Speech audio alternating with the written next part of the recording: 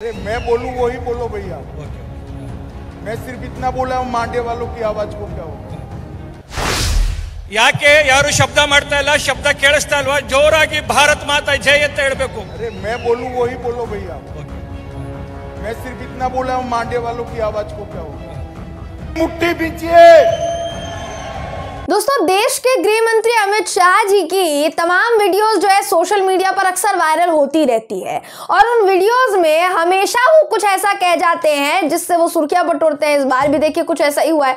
अमित शाह जी की एक video viral हो गई है और उस वीडियो में दोबारा वो ऐसा कुछ कहते हुए नजर आ रहे हैं कि कोई इस वीडियो को देखे तो अपनी हंसी पर वो कंट्रोल ना कर पाए। दोस्तों, वीडियो कहाँ का है और उसमें उन्होंने क्या कहा है, ये सब कुछ इस वीडियो में बताऊंगी भी और आपको दिखाऊंगी भी। नमस्कार, मेरा नाम है जयंती झा। दोस्तों, अमित शाह जी का वीडियो एक सोशल मीडिया पर काफी सुर्खियां बटोर रहा है। ये वीडियो जो है कर्नाटक से सामने आया है। देखिए, कर्नाटक में 2023 में विधानसभा चुनाव होने वाले हैं और विधानसभा चुनाव से पहले बीजेपी दमखम के साथ जुटी हुई है, जबकि कर्नाटक में बीजेपी की ही सरकार है। इसीलिए डर थोड़ा सा ज्यादा सता रहा है कि कहीं सरकार हाथ से चली ना जाए। इसीलिए खुद अमित शाह जी ने मोर्चा संभाल लिया है और कर्नाटक के दौरे पर वो गए। अब कर्नाटक के मांड्या में एक रैली हुई। कर्नाटक के मांड्या में रैली के वक्त हुआ ये कि क्योंकि वहां के लोग, स्थानीय लोग जो हैं वो कन्नड़ भाषा समझ पाते हैं दोस्तों, इसीलिए अमित शाह जी जो बोल रहे थे उसको ट्रांसलेट करने के लिए बकायदा ट्रांसलेटर उनके बगल में खड़ा करवाया गया था। अब वो जो ट्रांसलेटर है उसने अमित शाह जी की एक बात को ठीक तरीके से कोट नहीं किया, ठीक तरीके से ट्रांसलेट नहीं किया और बढ़ा चढ़ा कर बोलने लगा। तो अमित शाह जी का जो गुस्सा फूटा है इस पर दोस्तों, वो देखने लायक है। और उन्होंने क्या कुछ कहा है आपको सबसे पहले मैं ये वीडियो दिखाना चाहूंगी, बताऊंगी नहीं, आप खुद सुन लीजिए कि अमित शाह क्या कहते नजर आ रहे हैं। वीडियो देखिए आप। क्यों भाई, मांड्या वालों की आवाज को क्या हो गया है? ಯಾಕೆ ಯಾರು ಶಬ್ದ ಮಾಡ್ತಾ ಇಲ್ಲ, ಶಬ್ದ ಕೇಳಿಸ್ತಾ ಇಲ್ವಾ? ಜೋರಾಗಿ ಭಾರತ್ ಮಾತಾ ಜೈ ಅಂತ ಹೇಳಬೇಕು. अरे मैं बोलूं वही बोलो भैया। मैं सिर्फ इतना बोला हूं, मांड्या वालों की आवाज को क्या होगा। ಯಾಕೆ ಶಬ್ದ ಮಾಡ್ತಾ ಇಲ್ಲ? मांड्या में भाजपा के विजय की संकल्प की मुट्ठी बींचिए। ನಾವು ಎತ್ತಿರ್ತಕ್ಕಂಥ ಈ ಮುಷ್ಟಿಯಿಂದ ವಿಜಯದ ಯಾತ್ರೆ ಹೋಗಬೇಕಾಗಿದೆ। जी, तो जैसा आपने देखा कि अमित शाह जी सीधे तौर पर बोल रहे हैं कि भैया जो मैं बोलूं वही बोलो, कुछ और बोला तो देख लेना। मतलब डराना धमकाना ये तो शायद एक आदत सी हो गई है नहीं बीजेपी के नेताओं में। और बीजेपी के दिग्गज नेता हैं, सबसे बड़ी बात है, गृह मंत्री हैं देश के, और वो वहां जाकर बोल रहे हैं कि जो मैं बोलूं वही बोलो।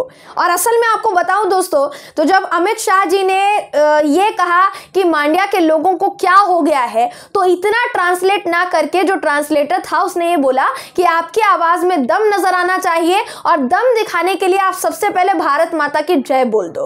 अब भारत माता की जय बुलवाने वो ट्रांसलेटर लगा तो उस पर अमित शाह जी भड़क गए और अमित शाह जी कहते हैं कि जो मैं बोलूं भैया वही बोलो, इससे ज्यादा बोलने की जरूरत नहीं है, टांग गड़ाने की जरूरत नहीं है। यही कहीं ना कहीं वो कहना चाह रहे हैं। तो दोस्तों, जो कहीं हैरानी वाली बात है, वो भाजपा जो कि हमेशा दूसरे लोगों के देशभक्ति जो है इस वजह से देखती है कि कोई भारत माता की जय बोलता है या फिर नहीं बोलता है। इस देश के अल्पसंख्यकों को भारत माता की जय बुलवाने पर जो हिंदू संगठन है वो आमादा हो जाते हैं, क्योंकि उनको दर्शाना है कि वो इस देश के नागरिक हैं या फिर नहीं है। अल्पसंख्यक इस देश के नागरिक है या फिर नहीं है, वो इस पैमाने पर तय होगा कि वो भारत माता की जय बोलते हैं या फिर नहीं बोलते हैं। यहां आप देख लीजिए, उस ट्रांसलेटर ने भारत माता की जय बुलवाना क्या चाहा, अमित शाह जी ने सीधे तौर पर कह दिया कि भैया जो मैं बोलूं वही बोलो, इससे ज्यादा मत बोलो। जब मैं बोलूंगा कि भारत माता की जय बुलवानी है लोगों से, तब बुलवाना है तुमको।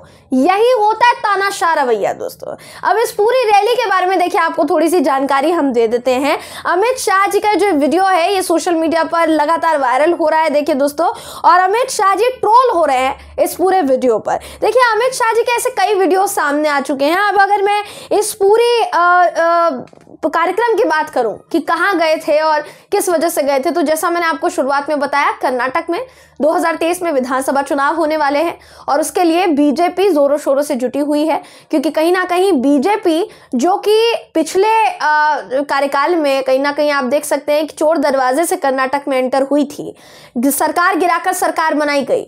अब उसमें बीजेपी को डर सताने लगा है कि जिन जगहों पर कहीं ना कहीं बीजेपी का जनाधार नहीं है या फिर बीजेपी को वोट नहीं मिल सकता है, उन जगहों को साधने की कोशिश हम कैसे करेंगे, क्षेत्रों को साधने की कोशिश हम कैसे करेंगे, और वही कोशिश करते हुए नजर आ रहे हैं। हालांकि ये जो कोशिश है अमित शाह जी की, ये कितनी कामयाब साबित होती है और कितनी नाकाम होती है, ये देखने वाली बात होगी दोस्तों। अब अगर मैं इस पूरी रैली की बात करूं दोस्तों, तो कर्नाटक के मांड्या वो पहुंचे थे और कर्नाटक के मांड्या में जेडीएस के गढ़ कहे जाने वाले मांड्या, जिसको जेडीएस का गढ़ कहा जाता है, वहां जाकर जेडीएस और कांग्रेस की ही बुराई करके वो आए।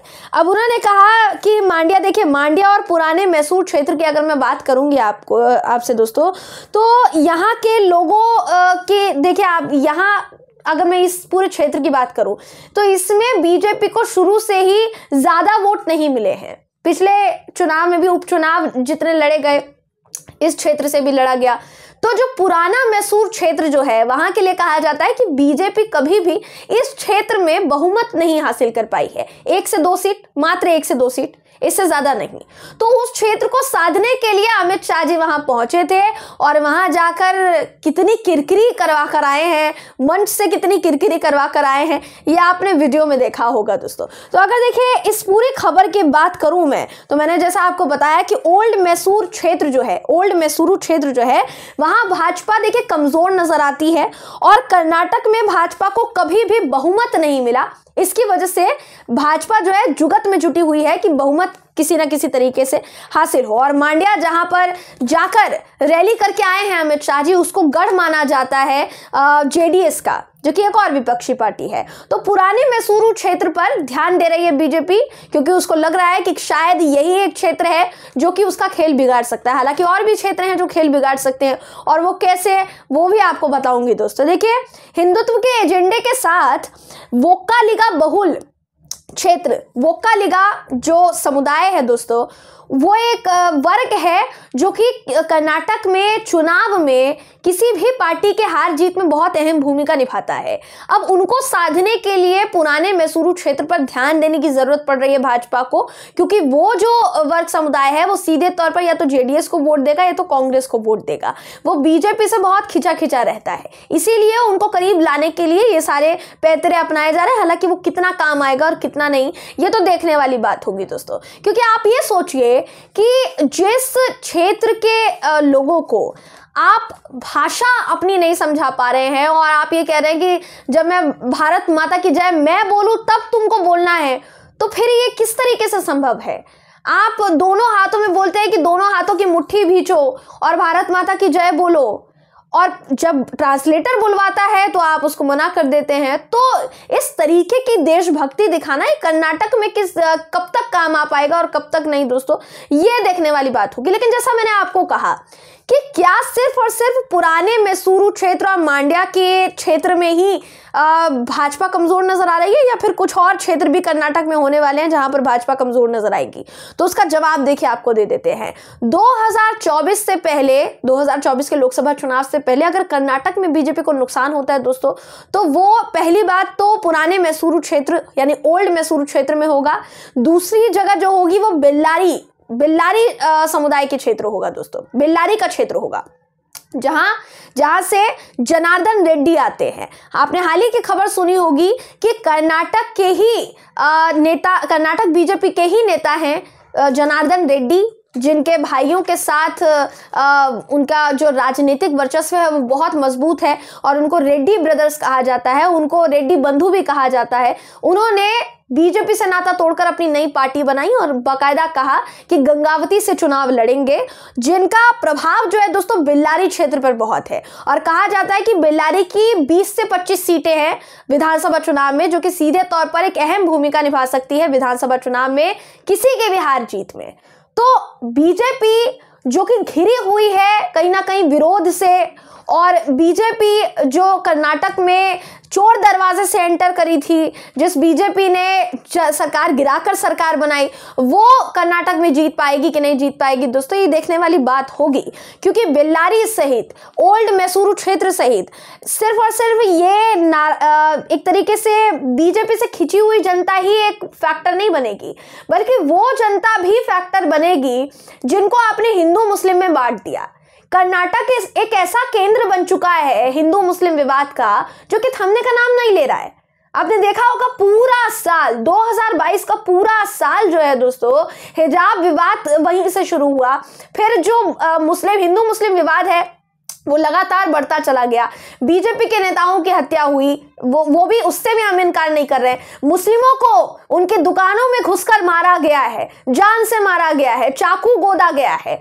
तो ऐसी स्थिति कर्नाटक में बना दी गई। क्या इसके बाद कर्नाटक में बीजेपी आ पाएगी? ये सबसे बड़ा सवाल उठ रहा है दोस्तों। इसीलिए इस सवाल के जवाब का इंतजार रहेगा और जैसे ही जवाब आएगा हम फिर हाजिर हो जाएंगे। बहरहाल इस खबर पर आपकी राय क्या है कमेंट करके जरूर बताइएगा। वीडियो अगर आपको पसंद आया हो तो वीडियो को लाइक और शेयर करना ना भूलें। फिर मुलाकात होगी आपसे किसी ऐसी ही खबर के साथ। तब तक के लिए नमस्कार।